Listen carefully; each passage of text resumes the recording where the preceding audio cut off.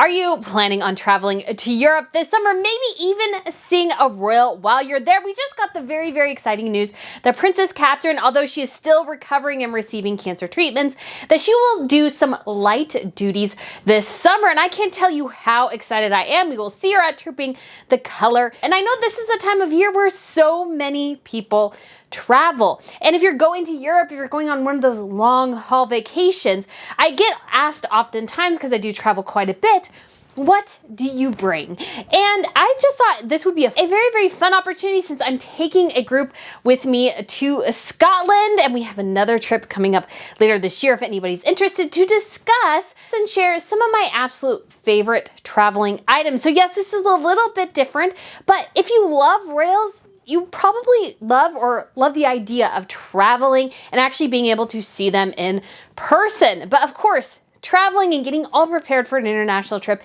is very, very overwhelming. What do you take? What do you not take? I will give you guys 10 items today that I think are really, really good if you're traveling internationally, things to think about. And so without further ado, let's go ahead and get started. But if you haven't been to Royal Fashion News, feel free to hit that subscribe button. I would absolutely love to have you back. So number one on my list here is good luggage. Yes, you can't see this, but this is a massive, massive bag. And it was heavy. It became well over 70 pounds. So much so that I had to take things out because if it weighed over 70 pounds, they could not take it. And this was after an end of about a month level trip. So I definitely overpacked this guy. But what I will say about it is that it worked overall really, really well. In fact, I was worried that I overpacked it and the weight, which was too much, might damage it if it went down like one of the conveyor belts or something. And so I did have a spare bag that I did purchase, but I found this to be very, very good, and I did get it on sale. So this is a to-me piece, and yes, these things are very expensive, and there's so many other options too that are great price point, usually around $100. But if you're somebody who's really going to dedicate yourself to a lot of international travel, I would suggest getting a really, really nice piece of luggage, something that'll last you a really, really long time. That's what I was thinking when I purchased this particular guy. And it has served me really, really well. And the thing is, why I really love it is that it rolls super well on carpet. It rolls really, really well on carpet because I had another bag, and this is one I've had for years and years and years. It's this Kenneth Cole Reaction one, not super exciting, and it goes pretty well, and honestly, you can fit a ton of stuff in here. Like, I can fit so much in here. But the problem I had after a while is that it didn't really roll well on carpet. And so when I was trying to like rush through an airport, even though it had 4 wheels and technically I should be able to roll it on all 4s, I usually had to drag it behind me because it just couldn't move well on carpet. And so I'd get really frustrated. I'd go, oh, where's the tile? Where's the tile? But I will say, I find that the to-me's tend to roll a bit better. And so if you are purchasing, especially a big piece of luggage, I would really like take it home and test it out. How well does it roll on carpet? Because if it doesn't roll well, you might find that that is less convenient than you might think. And when it comes to some of the great like suitcases you can get, there's actually a to-me one that I really love that's on Nordstrom Rack, which I will link here. It's, I think, a fabulous size. I'm kind of bummed because it was available in my store, but they've sold out of it. But if you're interested in that one, it had a great color scheme. I thought it was a really, really great size. And so guys, as much as I can, everything I will link in the video so you can find it. Obviously, you can go into the store and find the same things too, but if you follow the links, it helps support the channel. And I have a small one too. I was actually hoping they would be the same color, and they weren't, because I got this one at TJ Maxx. I got the other ones at Saks Off 5th. Now, I will say too, another tip for traveling internationally is if you can, I would say pack a bag like this. And try to get something in the overhead bin, because when you are traveling internationally, things, especially if you're changing airport, you might actually lose your bag somewhere along the process. I actually took a group with me to Germany and Austria last year. We had a ton of fun, and somebody though unfortunately did lose their luggage. The airline lost the luggage somewhere in the process. They did finally get it, but if you are, let's say, only staying one night in a specific location, or if you are immediately going to the next location and your bag's not there, the question is, will your bag ever catch up with you? And that's a real fear. So I would always suggest, as much as possible, try to get everything in a carry-on bag. And yes, I know that's really hard. I'm a chronic overpacker. Trust me, it's really, really hard. But this is the second part of the trick, because yes, you put this in the overhead bin when you're going out. But when you're coming home, I have another little tip and another item that you might really consider investing in. And that is one of these Longchamp bags. And yes, I know Longchamp is expensive. I did actually happen to get this one on sale. They don't make this exact one anymore, unfortunately. But here's the awesome thing. So you have a carry-on bag, and let's say, like I do, you have a backpack like this. This is usually the backpack I take with me on the plane, and that's because in part it has a thing for camera. Hi, Miss Pippa. It has a thing for camera gear, and it has this open space up here. It can hold my laptop and everything. I really like this one. But if I'm coming home, there is something I can do. So let's say I've gotten a lot of souvenirs. What I'll do is I will actually end up checking my rolling bag going home, and then I will take out maybe a bag like this, and this becomes my second carry-on. So this is, again, a little trick I learned over the years. And I actually bought this thing specifically because when you are especially on regional planes, which are very small, I actually have a rolling camera bag because I have a lot of camera equipment. And so my thing is like I wanted to be able to, in case for whatever reason, sometimes bags don't fit in the overhead bin. If they don't fit in the overhead bin, I have to get every single piece of camera equipment essentially out of my rolling bag. And if I don't have something like this, what am I going to put it in? So this is specifically why I bought this, but I think this is an excellent thing for anyone because it can fold up. So this is not exactly how you fold it up, but you can essentially fold it up and make it something a lot smaller. And again, this thing is great because when you get to your destination, especially too, if you have a backpack like me, that's more like utilitarian. You don't want to walk around all the time with your backpack. Oh, look, you have this spare thing that you can use. And so that's why I really, really like this. Unfortunately, they don't have this expandable option available anymore, but they do have the regular size. So this is, I think, a large when it's all zipped up, and it's a really good size for a large, so I do like it. This is the size of it zipped up. You can actually tell it's like pretty, kind of almost a bit gross there on the bottom. And that is because this thing is meant to be used, and it is used, and I don't treat it all that well because it's more just for purposes of if I want to wear this and not wear my backpack, or if I want something more, then the next item you should get, which is some sort of crossbody bag. And I have two options here. One's lower, one's a bit higher priced, but I use them both on trips. And that is because, especially in Europe, if you did not know, pickpocketing is a really big issue, and much bigger than here in the United States. Like, I really don't have an issue with like putting a crossbody bag on and putting it behind on my tush because we just don't really have a culture of pickpocketing here. Now, of course, it can happen. Like in New York City or whatever, I'd be more careful. But in most places, if you're walking around, let's say TJ Maxx or the mall or something, you're really going to be pickpocketed. But in Europe, that is actually a really big problem. In fact, the first time I went to Europe when I was in high school, they told us horror stories about pickpocketing. Horror stories about it. And so I became a little bit paranoid, needless to say. But I can say safely right now, guys, I've never been pickpocketed. In part, it's because I'm careful what I use when I'm traveling, especially in Europe. So one of the things, this is the first one I'll share, is this is from Tumi. And I got this because I really wanted something that was small and yet fit a lot. Now they actually have a newer version of this, which I think is slightly bigger, but my version can totally and completely fit my iPhone Pro Max in here. I can even put a little wallet in here, some like lip gloss and stuff. And then usually I put my like AirPods in the back in this pocket. I might put a couple of things up here in the zipper.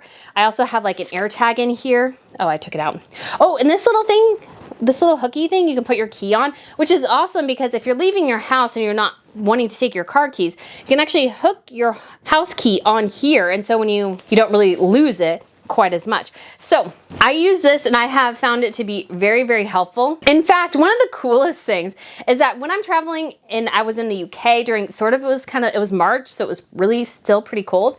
I actually was able to fit this inside my jacket. So I actually would put it on crossbody like this, and I would kind of pull it up a bit and I would zip my jacket up, and it actually hung out right here. Because again, especially if you're on the tube or anything like that, any sort of mass transportation, quarters get tight. And so if you have something that's really easy and somebody can just unzip while you're not paying attention and get inside and get out, they're gonna do that. So the best you can to secure these things is gonna be a good thing. So another option though is one of these like Lululemon style bags. So if you've never seen them, people often wear them like this.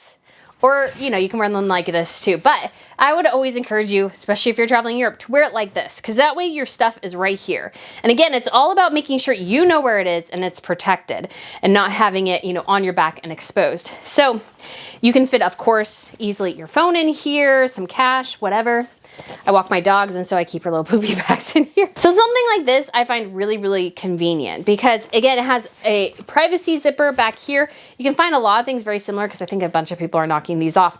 But this is just so great for traveling because it keeps again, you want to keep everything. Like when I travel, especially on the tube and it's really busy, I like put my backpack in front of me because I'm always aware of pickpocketers, and you know, I have my camera gear in there or I have other things, and so I keep everything close to the vest basically.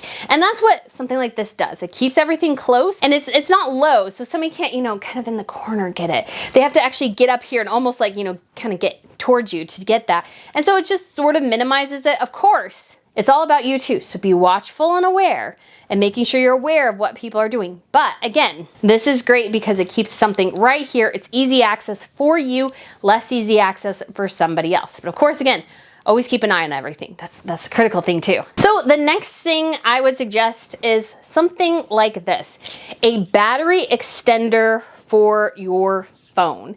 And I have a couple of options because I got this one a couple of years ago, but I actually bought two new ones today too that I want to try out, and they're both from the same brand. This is Anchor, which is sort of well known. So I have 3 Anchor items I can share with you. This is the first one I got. This is more, I would almost call it like a first generation or something. And so you can kind of see if you click the button up here, how many bars it has. These take a while to charge, so that's just something to be aware of.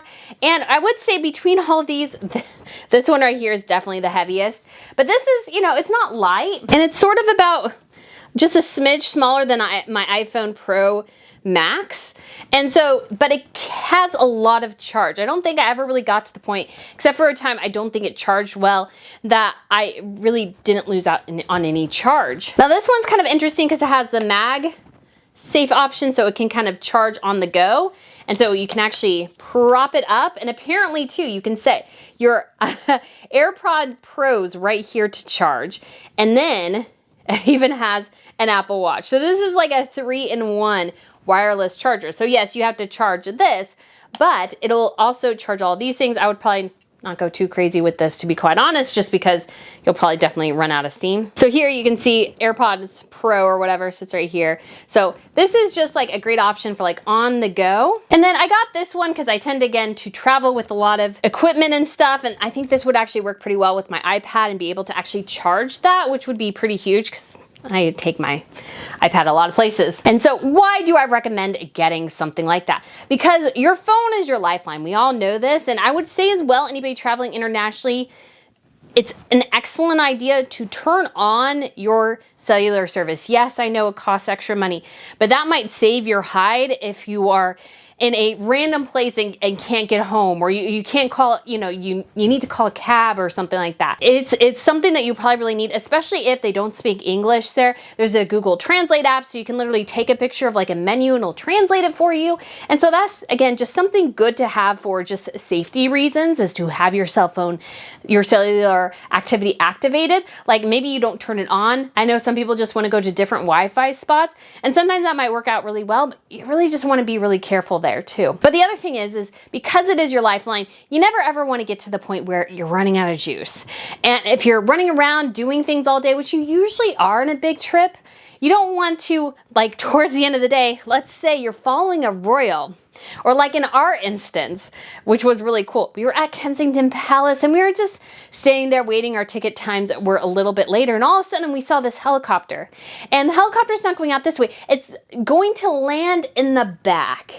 But it's at the end of the day, and oh my gosh, you only have 5% battery. And you get over there, you get your camera out, you're filming as the blades slow down, and then Catherine and William and the kids get out of the helicopter, and boom, your phone dies. Would that not be the most terrible thing in the world? That's why something like this is important. Even though it's heavy, I would definitely use this in a backpack day. If I was walking around and just wanted my crossbody, I may go for something like this that's smaller, but these things can really, really help you. And especially if you have an instance where you are running and your battery's about to die. Trust me, you will want this. And you will be very, very sad if you don't have it, especially again, 100% true story. And let me end on this story because it is very cool because we were there, we were hanging out, and we really didn't see anybody get off the helicopter. They literally went into their car. We couldn't really see them. But I'm pretty sure it was William because we actually saw some of his staff members get off the train in front of us. I actually watched them walk out and I was like, I'm pretty sure that's William's staff members. I'm pretty sure that's like Catherine and William's staff. Anyways, this was last summer, but there was somebody standing on the far side with a child. And I'm like, who is that? And so I got the next item I'm going to recommend. I put the zoom in as far as it would go. I didn't have the highest zoom. And wouldn't you know it? It was Princess Eugenie, her husband Jack, and her son August. Right before, like days before she gave birth. And literally pictures were there later in the press of her like walking around like the Kensington Mayhew area, something like that. In the same dress I caught a picture of her in. How cool is that? And that only happened because of my next recommendation. And that is a DSLR camera. Yes, I know. Not this one. This one's kind of the highest range you can order from Canon right now. I got it used. You know, most people can't afford this, and that's totally fine. But there's a lot of great Canons that are in a lower range. And the reason I suggest getting a camera like this is because although your phone will take great cameras, 9/10 of the time, your phone will take great pictures. But if you are someone who really, really likes taking pictures of like buildings, of scenery, of, you know, you could say the royals, something like that, a trooping, you'll need a camera like this. So that's just the truth of the matter. You'll need a camera like this because these cameras, you can get different lenses that have powerful zooms and you'll get some really, really good pictures from pretty far away of really, really great detail. Other than that, your phone just can't compete, especially in zoom. Now, I don't have a Samsung, and I know sometimes some of the Samsung phones have a bit better. But if you're really looking to get some great pictures, you know, adjusting the exposure and everything, you really, you know, a DSLR camera is a good investment. And again, you can get some that are like just, I think in the $500 to $1,000 range. And actually, ironically, the camera I'm filming on right now, I just went to Best Buy and I wasn't really looking at the camera. I mean, I always look at the camera gear because camera nerd, but I noticed that they had a couple of cameras that were available open box, and they don't really do that for Canon. And as it turned out, they were the display models. So I got a great deal on the display model camera I'm filming with right now because I'm testing it and seeing how it works. And so they do video, they do pictures, they do a whole lots of sorts of things. And yes, your camera will get 99% of it. So if you are just content doing the 99% everybody wants to do, if you're not really all that, if you're more interested in taking selfies, if you just want to, you know, just get your average pictures, don't invest in a DSLR. But if you really enjoy having pictures, if you want to have something really, really great, a DSLR will give you better quality pictures in some, not every instance, because you do have to adjust the exposures and everything, but they will give you better pictures. And guys, I would have no clue who that person was on the grounds near the helicopter at Kensington Palace without a DSLR camera. It was not this camera. It was unfortunately not this lens. I would have gotten better pictures if it was this lens, because this lens is a 70 to 200. No, that's wrong. I meant my 100 to 500. My 100 to 500, I would have gotten a lot better pictures, a lot more clarity. I mean, I'll show you my picture. That's the best I got. But if you are somebody who really likes getting good pictures, you know, investing in a DSLR is a way to go. Again, I would not recommend, I mean, I would recommend doing your research. You can go with Canon, Nikon, Sony. There's a bunch of different options. My parents had Canon stuff, so I just went with Canon stuff. And so I found it to be really, really helpful. But again, if you are somebody who likes getting really good pictures, you might want to invest in a DSLR. But you don't have to, obviously. You don't have to do that either. Next thing you will need if you're going to Europe 100% is an adapter. Because guess what? In case you didn't know, the plugins in Europe and the UK are different. Not only are they different than to the ones in the United States, they're different than each other, if you'll notice here. So the UK ones are like these huge 3-prong things. I don't know why. In the EU, they have these smaller ones. So if you're going to a trip and going to the UK and the EU, You'll need one of each of these. And I think got this one outside of the Tower of London because I was like, I need another one.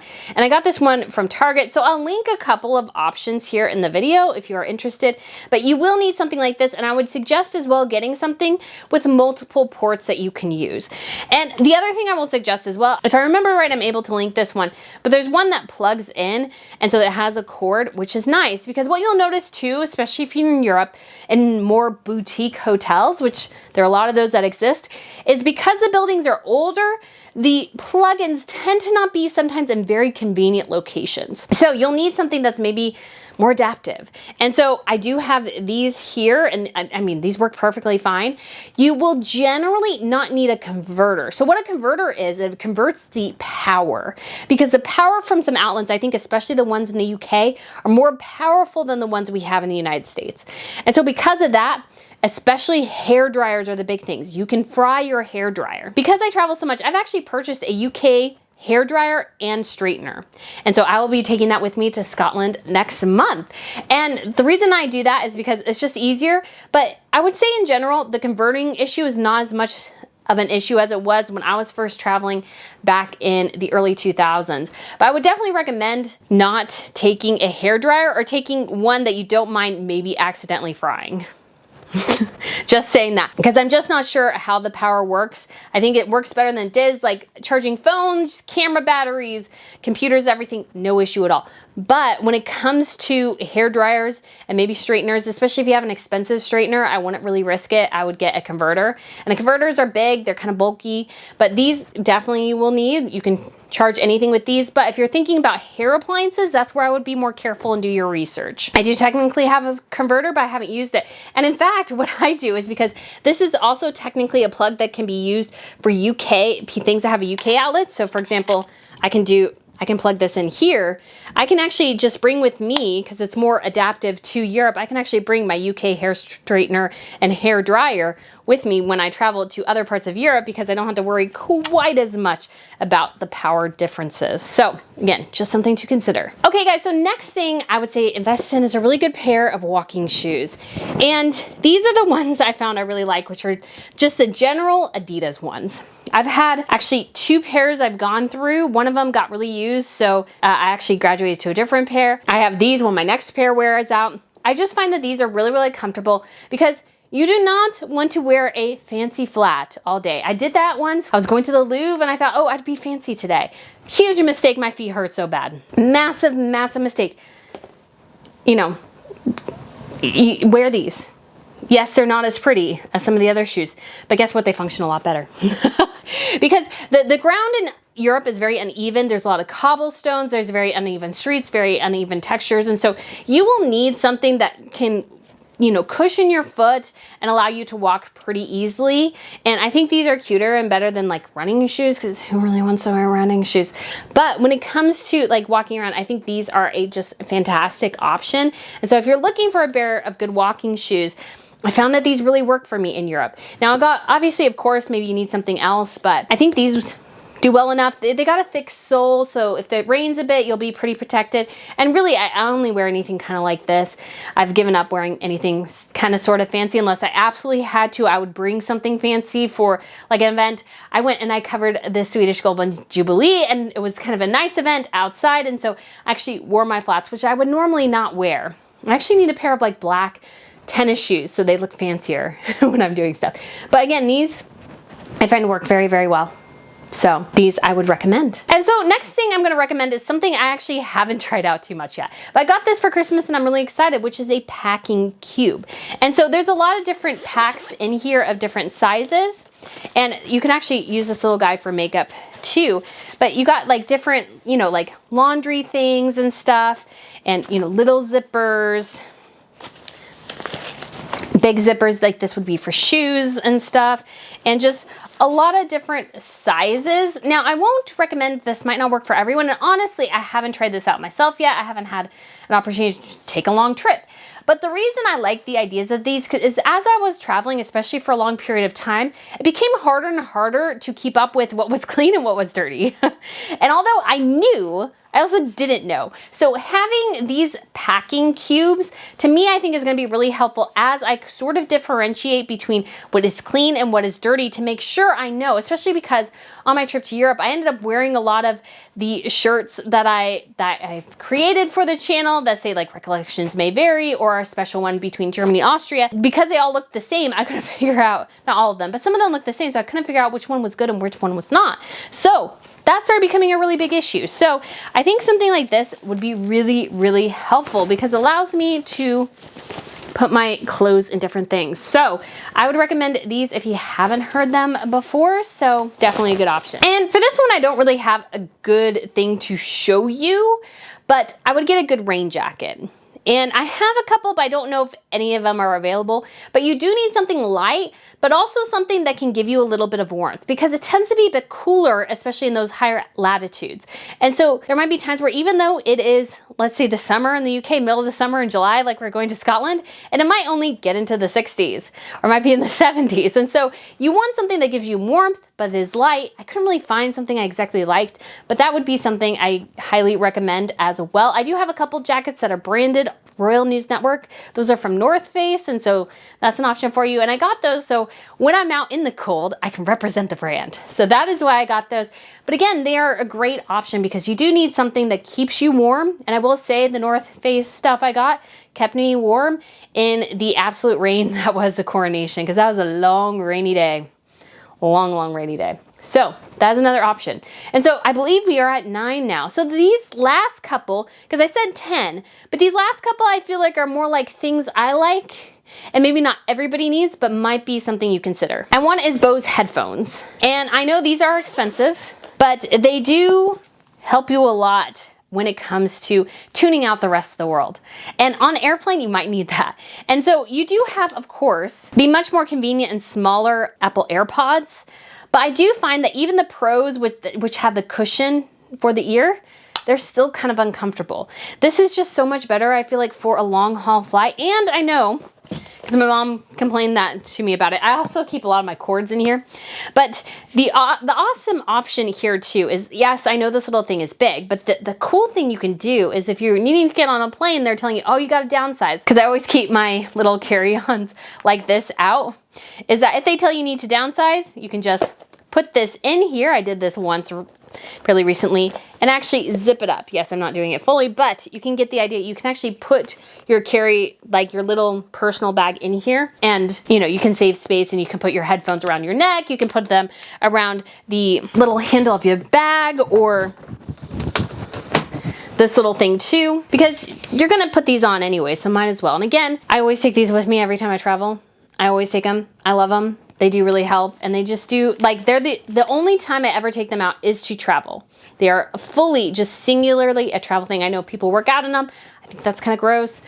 And I actually had to get a second pair because my first pair, which my parents purchased for me, like the little cushions started to wear out. And I heard that they are not easy to replace. So I do like these. Again, your Apple AirPods will do you just fine, but if you want something like that. Then the other thing I would say, and I don't really have a prop here, but you probably all know what I mean. I would recommend maybe, just maybe, getting something like a Kindle or an iPad to take with you. And there's a couple of reasons why. Number one, if you like to read, you really don't want to lug a book around the entire time. Trust me, I lug books around a lot. And I usually buy books when I'm in Europe just because sometimes, especially for things on British history or different history, I can't find the books in the States, so I buy them in Europe, and which is totally fine, but they are heavy and they are hard to pack. So I would recommend, if you are a voracious reader, bring in a Kindle. I have a Kindle Scribe, which I really like. And then the other thing to consider, and this happened to me last time I was coming back from Europe, and actually going to Europe because of the jet stream is actually faster than coming back. So you spend more time on the plane coming back than you do going over. And the issue I found is that when I was coming back over, my center console thing, my entertainment unit, was broken. It wasn't working. And so I was going to have this 9-hour flight with potentially no entertainment. But thankfully, I had my iPad and I had downloaded a show I hadn't seen before and I was able to watch it, and I still got like 10,000 extra points for the inconvenience, which put me to a higher status, which made me very happy. But anyways, I would recommend that just because, especially with an iPad, you can actually do some work on it if you need to. I actually have a cellular option, so I need to figure out, but I want to, next time I go to Europe, I want to have my cellular on, so if I need to, especially working at royal events, I can actually use my iPad. And so again, you don't have to get something like that, but having an extra screen if you need it just to be able to watch something, relax, or if you really enjoy reading, having a bunch of books super handy on your Kindle, I think is definitely the way to go. Especially because if you are on really, really long flights, if you have nothing to do, I guess maybe it's me because I have a bit of ADD. If I had nothing to do on a long haul flight, I would be going out of my mind. So I really do need an iPad. I need a Kindle, I need something to do. I need something to do with my hands or watch or whatever. And so I think having those as sort of a backup is not bad. I mean, you can get a pretty decent price for like an iPad mini or something like that. That way you don't have something too big and bulky. I actually got a great deal once on an open iPad mini, like open box Apple products. Basically every Apple product I have is an open box and I have absolutely no issues with any of them. They've all been great investments. So if you just need something like that, I think that's something very, very good to invest in. Now the last thing is kind of something you can go with or not go with. And again, these like this last 10 points are just something that's kind of something to think about. And that is getting a passport wallet. Yes, this one's a Michael Kors one. This one's a little bit more expensive than that. And so it does actually have my actual passport in it. And so passport wallets are not necessary, I don't think, because you can put your passport anywhere. I mean, they do have like card holders here. And so I think the intention is to use these as actual wallets. I actually sort of disagree with that. My perspective is when you walk around all day, keep your driver's license with you, not your passport, because your passport is the most important thing. It's the only way you get home is if you have a passport. And so if you're walking around town and you're pickpocketed, your bag is stolen, you lose your bag, something like that, and your passport is in there, you might be really, really, really out of luck. And you have to go to the embassy, you have to wait in line, you need to have always a copy, a physical copy, like a paper copy of your passport. It helps expedite the process. But I think it's better to walk around without it. If somebody needs an ID, your driver's license should be more than sufficient. But I think there's a benefit to having some sort of place where your passport stays that's sort of a little bulkier than just having your passport like this. And that's because it kind of helps you keep track of it, because that's the big thing. You want to keep track of it. Now, again, like I said, I keep my passport in my hotel room all the time, and I also don't request any room service. So I always put the thing on my door saying no room service. It's for a variety of reasons. Part of it is to keep certain things secure. I have a lot of equipment, camera equipment, my big computer, a bunch of stuff. So I feel better knowing that nobody's gonna come in my room because I really don't need it. Most of the time, if I need something like additional towels, I can just order it. So if I really want to, I can do that. But I would say keep your passport buried in your rolling suitcase somewhere. You only take it out when you absolutely need to. Usually you need to give it to them at your hotel and on your way home. And again, most of the time, if you're out and about and somebody needs to see an ID, I have never had any issue with somebody looking at my driver's license and just taking that. Because your driver's license is much easier to replace than your passport. And what you don't want to do when you're on a big trip is have to spend an entire day at the US Embassy or the British Embassy, French Embassy, Canadian Embassy, wherever, getting a new passport when you can always keep your passport secure, but have your driver's license with you. Because your driver's license, I can reorder that for only like 20 or 40 bucks or something like that. Really, really easy to replace. But your passport, not so much. So that is my recommendation. And so I don't really recommend having necessarily a passport wallet, but just for the advantage of having something sort of bigger so that you can keep track of it, maybe having some key information and stuff in it might be good, and you just keep it in your bag, you know where it is, like in your bag, in your roller bag, somewhere kind of buried, so you know where it is, because again, this is your lifeline to get home. And so that is just my recommendation. You guys can do what you want. I don't really highly recommend it, but I would consider thinking about it. So guys, those are some of my tips and tricks for traveling. I hope you found this really, really helpful. Thank you so much for watching, and I shall see you soon. Bye.